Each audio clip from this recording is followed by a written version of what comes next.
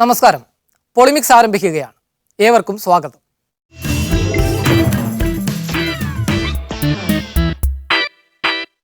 ഒരു സ്തുതിഗീതത്തോടെയാണ് പൊളിമിക്സ് ഇന്ന് ആരംഭിക്കുന്നത്. ഒരു സ്തുതിഗീതമല്ല, ഇരട്ടച്ചങ്കുള്ള ഒന്നൊന്നര സ്തുതിഗീതം. ഒരു കേരളത്തിന് തണൽ പിണറായി വിജയനാ, വരുന്നൊരു കേരളത്തിന് തണൽ പിണറായി വിജയനാ.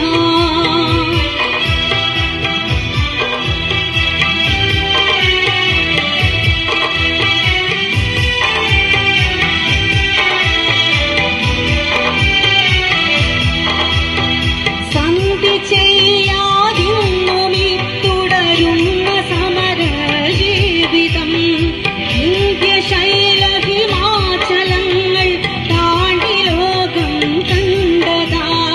സന്ധി ചെയ്യാതിന്നും തുടരുന്ന സമര ജീവിതം, ഇന്ത്യശൈല ഹിമാചലങ്ങൾ താണ്ടി ലോകം കണ്ടതാ. അത് രഹസ്യമായിട്ട് വെച്ചതാണ്. മാധ്യമങ്ങൾ വിചാരണയ്ക്ക് വിധേയമാക്കിയ നാളുകൾ, മാധ്യമങ്ങൾ വിചാരണയ്ക്ക് വിധേയമാക്കിയ നാളുകൾ, അസാധ്യമായ മനക്കരുത്തിൽ തോറ്റുപോയ ചരിത്രമാ. അസാധ്യമായ മനക്കരുത്തിൽ തോറ്റുപോയ ചരിത്രമാ. ഇനി വരുന്നൊരു കേരളത്തിന് തണൽ പിണറായി വിജയനാ, ഇനി വരുന്നൊരു കേരളത്തിന് തണൽ പിണറായി വിജയനാ. ോടെ കരുത്തുമോടെ പട നയിക്കും ധീരന്, ഉപ്പുവാട്ടിയെടുത്ത മണ്ണിൻ മടിയിലേക്കിത സ്വാഗതം. ഉപ്പുവാട്ടിയെടുത്ത മണ്ണിൻ മടിയിലേക്കിത സ്വാഗതം. ഇനി വരുന്നൊരു കേരളത്തിന് തണൽ പിണറായി വിജയനാ, അണിയെടുപ്പവർ പണിത പാതയിൽ പൂത്ത പൊൻചിന്താരമാ. ഇനി വരുന്നൊരു കേരളത്തിന് തണൽ പിണറായി വിജയനാ. നമ്മുടെ രാജ്യത്തിന്റെ അനുഭവമല്ലേ അത്, നാടിന്റെ അനുഭവമല്ലേ അത്. ആ അനുഭവം വിളിച്ചു പറയാൻ ഒരു കലാകാരന്റെ ഹൃദയമല്ലേ ഏറ്റവും വേഗം മുന്നോട്ട് വരേണ്ടത്. ഒരു ദിവസം സഖാവ് പിണറായി വിജയൻ കേരളത്തിന്റെ മുഖ്യമന്ത്രിയാകും. അന്ന് കേരളം ഒരു സിംഗപ്പൂർ പോലെ അദ്ദേഹമാക്കും. എന്തായാലും സ്കറിയ തോമസ് ഇത്രയും വലിയൊരു കലാകാരനാണെന്ന പൊളിമിക്സിന് അറിയില്ലായിരുന്നു. മാപ്പ് കലാകാര, മാപ്പ്.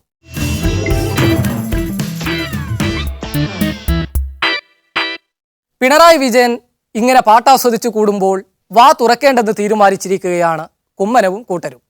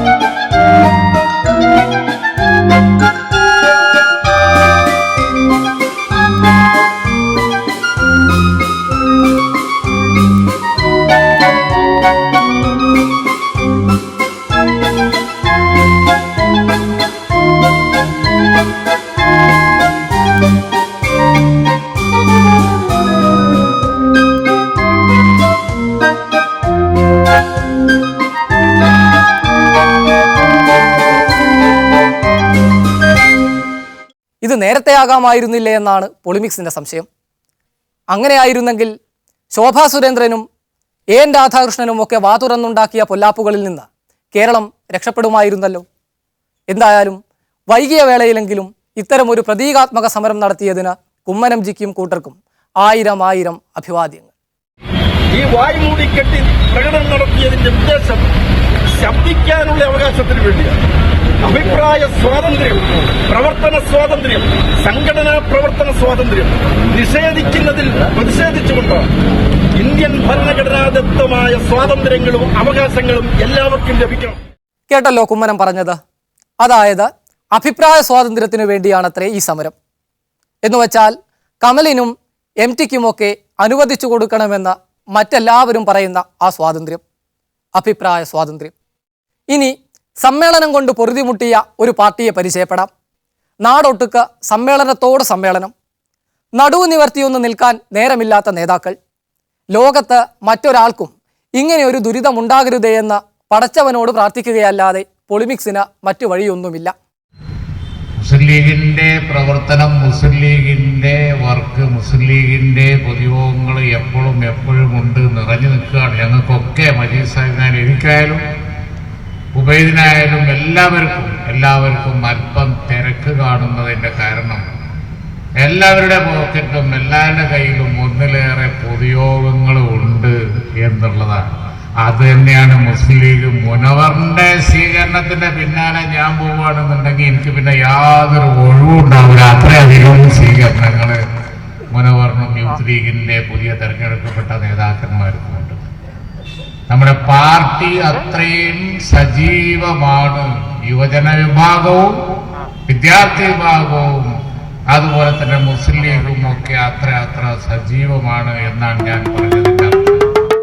കുഞ്ഞാലിക്കുട്ടി സാഹിബ് പറഞ്ഞത് മനസ്സിലായല്ലോ. ഇനി മനസ്സിലാകാത്തവർക്കായി ആ പാർട്ടി അത്രത്തോളം സജീവമാണെന്നാണ് കുഞ്ഞാപ്പ പറഞ്ഞതിനർത്ഥം. ഏത് രാജ്യത്ത് യുവാക്കളുണ്ടോ ആ രാജ്യം ശക്തമാണ്. ഏത് രാജ്യത്ത് യുവാക്കളുടെ ശക്തി ഇല്ലയോ ആ രാജ്യം ബലഹീനമാണ്. ആ രാജ്യത്തിന് വയസ്സായി.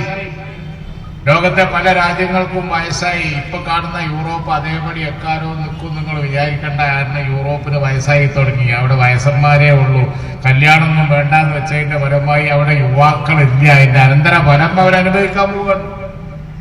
യൂറോപ്യൻ രാജ്യങ്ങളിലെല്ലാം ഇജാതി പല പ്രശ്നങ്ങളുമുണ്ട്. എന്നാൽ കുഞ്ഞാലിക്കുട്ടി മാർപ്പാപ്പയുടെ റോമായ മലപ്പുറത്ത് മാത്രം ഈ വക പ്രശ്നങ്ങളൊന്നുമില്ല. അതുകൊണ്ട് ആ പാർട്ടിക്ക് അതുകൊണ്ടുള്ള ബുദ്ധിമുട്ടുമില്ല. പല പരിഷ്കൃത രാജ്യങ്ങളിലും ഈ പ്രശ്നമുണ്ട്. ജപ്പാനിലൊക്കെയാണ് എന്നുണ്ടെങ്കിൽ വയസ്സന്മാരേ ഉള്ളൂ. വയസ്സന്മാരെന്ന് പറഞ്ഞാൽ പോരാ, ആചാര്യ വയസ്സന്മാർ നമ്മളൊന്നും ഉണ്ടാവില്ല. കാലഗതി പ്രാപിക്കും. അങ്ങനത്തെ പ്രായാധിക്യം പിടിച്ച ആളുകളാണ് അധികമുള്ളൂ. അതൊക്കെ നല്ലത് തന്നെയാണ്, ആയുസ് നീട്ടി കിട്ടണം. പക്ഷേ രാഷ്ട്രത്തിന്റെ കർമ്മകുശലതക്കും രാജ്യത്തിന്റെ നിർമ്മാണത്തിനും സമൂഹത്തിന്റെ ഊർജ്ജസ്വലതക്കും യുവാക്കളുടെ ശക്തി വേണം. ആ യുവാക്കളുടെ ശക്തി ഇല്ലാത്ത രാഷ്ട്രീയ പ്രസ്ഥാനം ഏതോ ആ രാഷ്ട്രീയ പ്രസ്ഥാനത്തിനും അങ്ങനെ പ്രായമായ പല രാഷ്ട്രീയ പ്രസ്ഥാനങ്ങളുണ്ടാവും. അതിൽ ഇന്ത്യൻ യൂണിയൻ മുസ്ലിം ലീഗ് പെടൂല എന്നുള്ളത് അതിന്റെ യുവാക്കളുടെ നിരയെ നോക്കിയാണ് വലിയ ആവേശം. ശരിയാണ്, മുസ്ലിം ലീഗിന് ആ മാതിരി ഒരബദ്ധവും വരാൻ പോകുന്നില്ല. അവിടെ അണികളുടെ ആവേശം അങ്ങനെ കുമിഞ്ഞു കൂടുകയല്ലേ. സംശയമുള്ളവർ കുറച്ചുനാൾ മുമ്പത്തെ ഈ കാഴ്ചയൊന്ന് കണ്ടേ.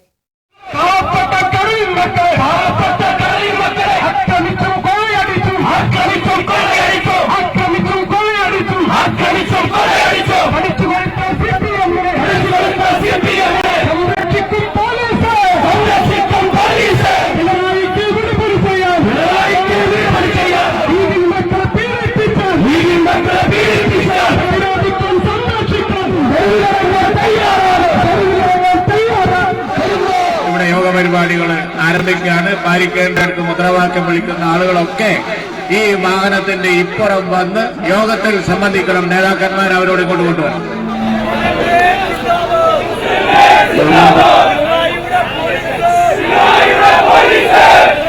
പ്രധാനമായും പറഞ്ഞത് കേൾക്കാതെ മുദ്രാവാക്യം വിളിക്കേണ്ട ആവശ്യമില്ല. പറഞ്ഞത് കേൾക്കാണ്ട് മുദ്രാവാക്യം വിളിക്കേണ്ട ആവശ്യമില്ല. മുസ്ലിം ലീഗുകാരാണെങ്കിൽ ഇവിടെ വന്ന് ഈ ജാഥയുടെ ഇപ്പുറത്ത് നിൽക്കണം. മുസ്ലിം ലീഗിന്റെ പ്രവർത്തകന്മാരാണ് എങ്കിൽ, അല്ലെങ്കിൽ അങ്ങനെ പറഞ്ഞത് കേൾക്കാത്തവരെ നിങ്ങൾ ഒറ്റപ്പെടുത്തണം. അതാണ് വേണ്ടത്. അവർ ഒറ്റപ്പെടുത്തണം. അവരോട് പറയാം.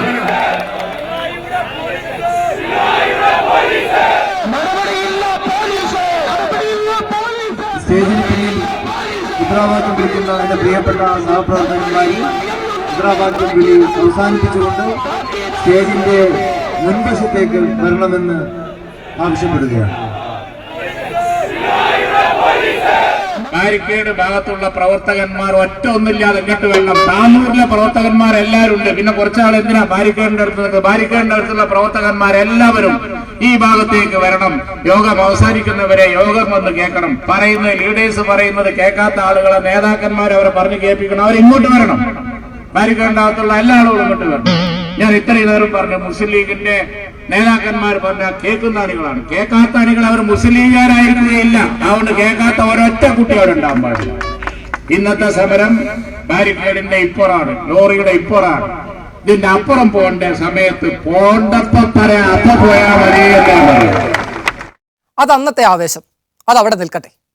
ഇനി ഇന്നത്തെ കാര്യം ഒന്ന് കേൾക്ക്. കുഞ്ഞാലിക്കുട്ടി ഇതിനിടെ ഒരു കാര്യം കൂടി ചോദിച്ചു. മഹാത്മാഗാന്ധിയെ നരേന്ദ്രമോദി കലണ്ടറിൽ നിന്ന് കുടിയിറക്കിയിട്ട് ഇവിടെ ചോദിക്കാനും പറയാനും ആരുമില്ലേ എന്ന്. മോഡി എന്ത് ചെയ്താലും ചോദിക്കാൻ ആളില്ല. കാരണം ജാതി മതവും ഒക്കെ പറഞ്ഞ് ഇന്ത്യയിലെ ആളുകളെ ഭിന്നിപ്പിക്കും. കണ്ടില്ലേ, ഇപ്പൊ കലണ്ടറില് ചർക്കയുടെ മുമ്പിലിരിക്കുന്ന ഗാന്ധിജിയെ മാറ്റി അവിടെ കയറി ഇന്നിരിക്കുന്നു മോഡി. ഇതിലും വലിയൊരു മണ്ടത്തരം രാജ്യത്ത് വേറെ സംഭവിക്കാറുണ്ട്. ഈ ആളുകൾ ചെയ്യുന്ന എന്ത് വിഡിത്തരം ചെയ്യും. എന്തായാലും സമ്മേളന തള്ളിച്ച കാരണം മൂത്ത ലീഗും സ്വീകരണ തള്ളിച്ച കാരണം യൂത്ത് ലീഗും ഈ പ്രശ്നങ്ങളെല്ലാം മറന്നിരിക്കുകയാണല്ലോ. എന്നാൽ ഗാന്ധിജിയുടെ നേരവകാശികളായ കോൺഗ്രസുകാർക്ക് എങ്ങനെ ഇത് മറക്കാൻ കഴിയും? ആ ആവേശ തള്ളിച്ചയിലേക്ക് വരാം ഒരിടവേളയ്ക്ക് ശേഷം. മുസ്ലിം ലീഗുകാർ സ്വീകരണം ഏറ്റുവാങ്ങി കാലം കഴിക്കുമ്പോൾ മലപ്പുറത്തെ കോൺഗ്രസുകാർ ഉപവാസ സമരത്തിലാണ്. എന്തിനാണെന്നല്ലേ? ഫാസിസത്തെ ചെറുക്കാൻ.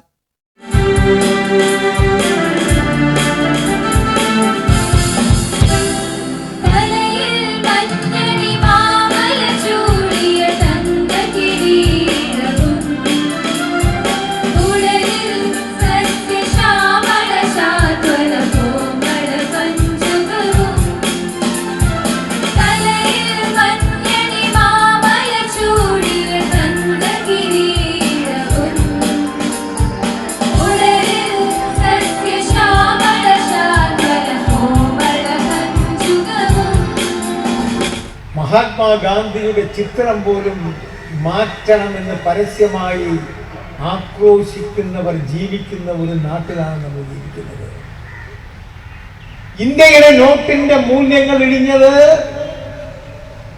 മഹാത്മാഗാന്ധിയുടെ പടമുള്ളത് കൊണ്ടാണ്. അവിടെ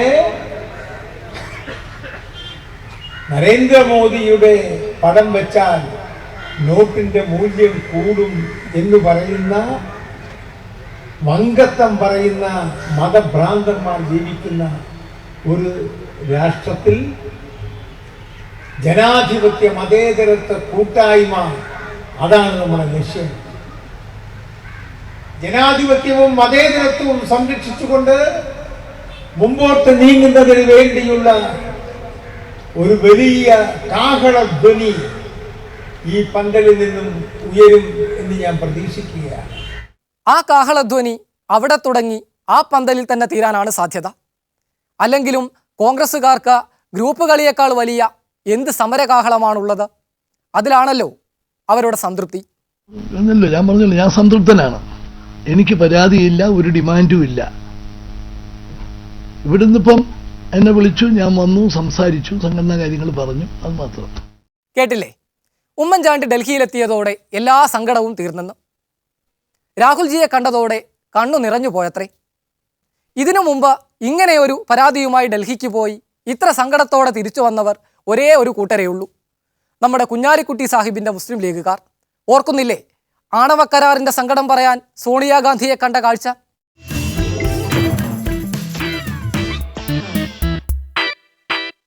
രാഹുൽ ഗാന്ധി ചെവിയിൽ പറഞ്ഞ ആ സങ്കട രഹസ്യം എന്തായാലും ഉമ്മൻചാണ്ടി പുറത്തു പറയാൻ തയ്യാറേ അല്ല. പിന്നെ മാധ്യമങ്ങൾക്ക് എന്തു ചെയ്യാൻ കഴിയും? മനസാക്ഷി സൂക്ഷിപ്പുകാരനായ ഹസൻജിയെ കാണുക തന്നെ. തെരഞ്ഞെടുപ്പിനെ കുറിച്ചോ എന്താണ് അദ്ദേഹവുമായി ചർച്ചയിൽ നൽകിയിട്ടുള്ള ഉറപ്പെന്നൊന്നും ഞങ്ങൾക്ക് ആർക്കും അറിയില്ല. അദ്ദേഹം തന്നെ പറഞ്ഞിട്ടുണ്ടല്ലോ, അത് തീർച്ചയായിട്ടും ഹൈക്കമാൻഡ് ഇതിനാവശ്യമായ ഞാനുമായി സംസാരിച്ചതിനെ സംബന്ധിച്ച് ഹൈക്കമാൻഡ് നടപടികൾ ഉചിതമായ സമയത്ത് എടുക്കുമെന്ന് പറഞ്ഞു. അത് മാത്രമേ എനിക്കിപ്പോൾ അവിടെ നടന്ന ചർച്ചയെക്കുറിച്ച് അദ്ദേഹത്തിൽ നിന്ന് മനസ്സിലായ കാര്യമല്ലേ പറയാൻ പറ്റൂ. ഹസൻജിയും മിണ്ടുന്ന ലക്ഷണമില്ല. അതവിടെ വിടാം. എന്തായാലും മേലെത്തട്ടിലെ പോലെ അത്ര നിഷ്ക്രിയരല്ല കോൺഗ്രസിൻ്റെ കാലാൾപ്പട. അവർ ആവത് പൊരുതുന്നുണ്ട്. കണ്ടില്ലേ ഈ യുവഗാന്ധിയന്മാരുടെ സമരം.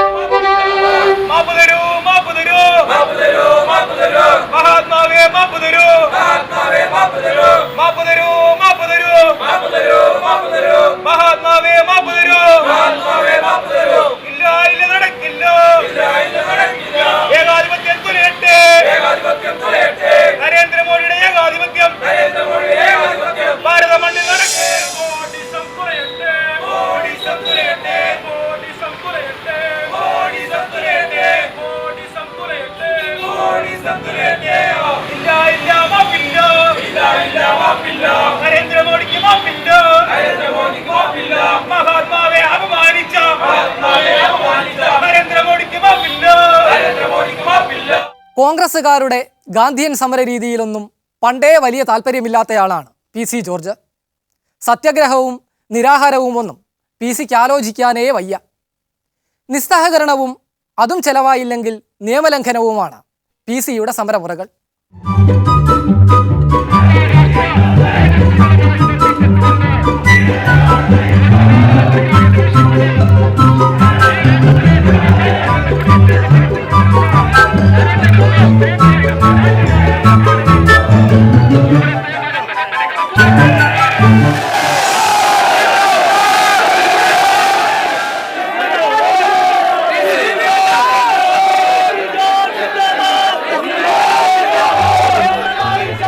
ആയിരക്കണക്കിന് ജനങ്ങൾ അവരുടെ വീടുകളിൽ നിന്നുകൊണ്ട് പ്രാർത്ഥനാനിരതരായി ഈ സമരത്തിന്റെ വിജയത്തിന് വേണ്ടി ആത്മാർത്ഥമായി ദൈവത്തോട് പ്രാർത്ഥിക്കുമ്പോൾ ഈ പരിവയിലെത്ത് ആയിരക്കണക്കിന് ജനങ്ങൾക്ക്.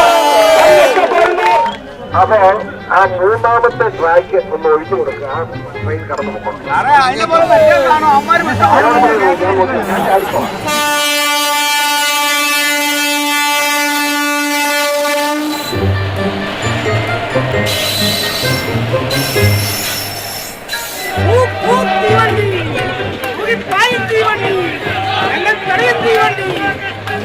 ആ മൂന്നാമത്തെ ട്രാക്ക് ഒന്ന് മാറ്റി കൊടുക്കുക. മൂന്നാമത്തെ ട്രാക്ക്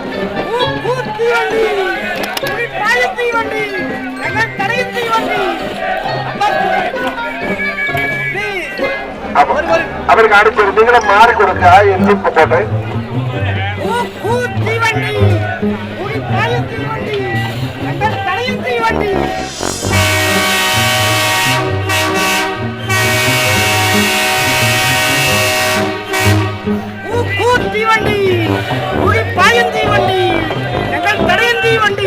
അത് അവിടെ നിൽക്കുന്ന അവര് നമ്മുടെ അടിവാരക്കാരും മെമ്പർ നിൽക്കുന്ന പ്രദേശമാണ് മൂന്നാം ട്രാക്ക്. അതെ മാറിക്കൊടുക്കും.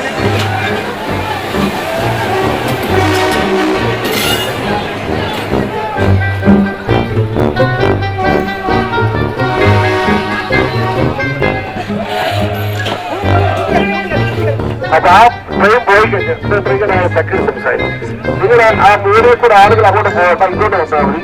ആരും പോകണ്ട. 12 കഴിയുമ്പോഴാണ് നമ്മുടെ യഥാർത്ഥ സമരമാകും. മനസ്സിലായില്ലേ? ഇതൊന്നുമല്ല സമരമെന്ന്. PCയുടെ സമരം വരാനിരിക്കുന്നതേ ഉള്ളൂ. ഇതാണ് സമരമെന്ന് വിശ്വസിച്ചിരിക്കുന്നവർ PCയെ അറിയാത്തവരാണ്. പൂഞ്ഞാറിന്റെ ചരിത്രം അറിയാത്തവർ.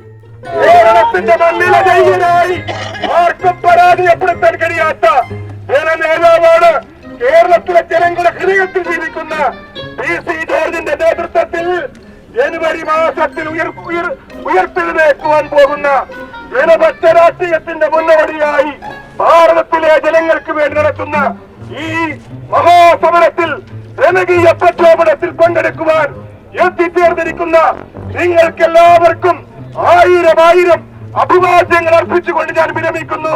ഭാരതം ജയിക്കട്ടെ. കേട്ടല്ലോ, ഈ പാർട്ടി ചില്ലറ പാർട്ടിയല്ലെന്ന്. ഈ മാസത്തോടെ ഉയർത്തെഴുന്നേൽക്കാൻ പോകുന്ന പാർട്ടി ഒരു ദേശീയ പാർട്ടിയാണത്രേ. കോട്ടയത്തും പൂഞ്ഞാറിലും മാത്രം ഒതുങ്ങാനാണെങ്കിൽ വല്ല KSRTCയും തടഞ്ഞാൽ മതിയായിരുന്നല്ലോ.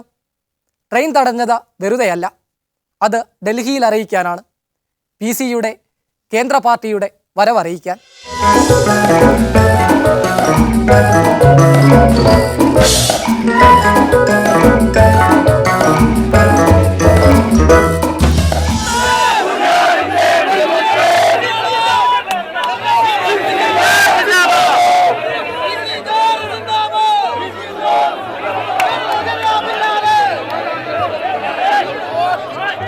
ഇതൊരു സമരത്തിന്റെ ആരംഭം മാത്രമാണ്.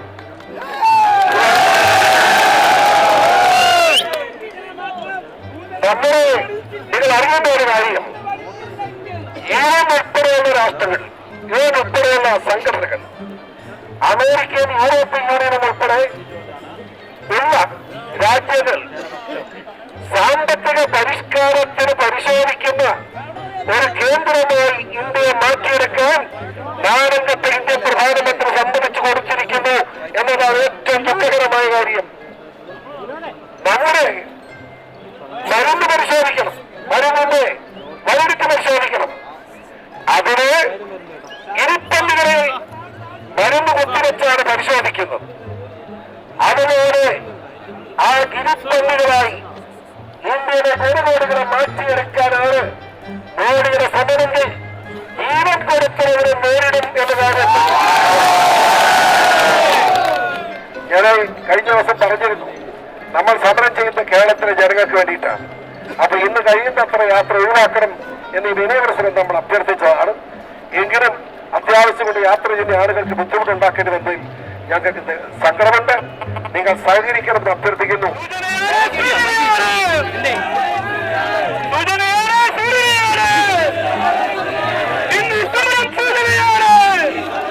എന്തായാലും ജനങ്ങൾക്ക് വേണ്ടിയുള്ള PC-യുടെ സമരത്തിൽപ്പെട്ട വഴിയിൽ കുടുങ്ങിയില്ലെങ്കിൽ നാളെ വീണ്ടും കാണാം. നന്ദി, നമസ്കാരം.